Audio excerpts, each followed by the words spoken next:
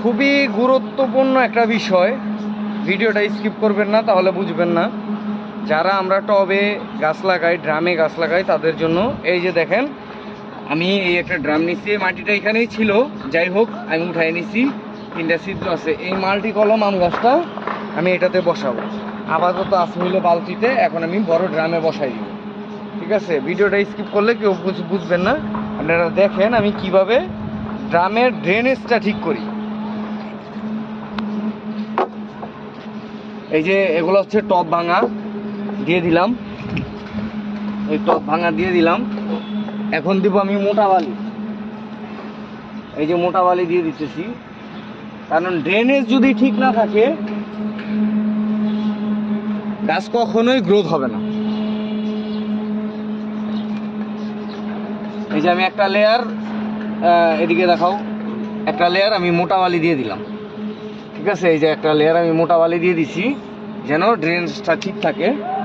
এখন বিষয় হচ্ছে আমি কিছু মাটি দিয়ে দিব, অল্প কিছু। মাটিটা একটু ভিজা ভিজা আছে, এতে সমস্যা নাই। মাটিটা আমার এই ড্রামেই ছিল।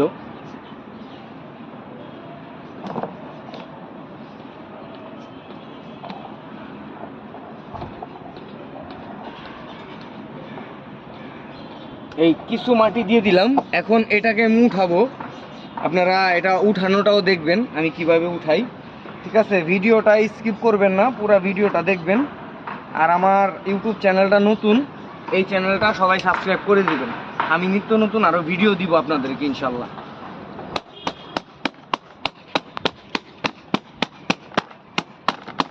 এইভাবে একটু বাড়ি দিয়ে নেবেন, সুবিধা হবে।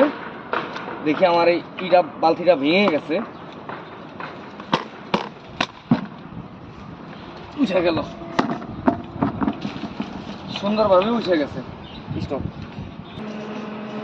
আমি এটার গোড়া থেকে কিছু মাটি কমিয়ে দিব, যেহেতু আমার টবে হচ্ছে না।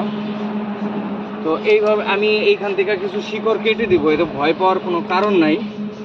ঠিক আছে, আমি 1-1.5 ইঞ্চি শিকড় কেটে দিচ্ছি।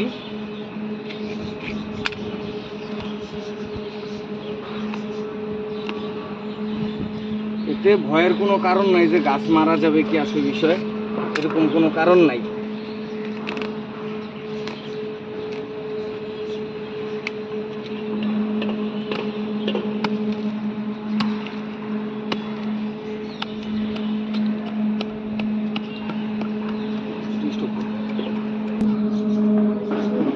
দেখেন এই যে আমি কেটে দিচ্ছি, এতে ভয় পাওয়ার কোনো কারণ নাই। এই যে আমার বড় মোটা শিকড়ও কিন্তু কাটছে।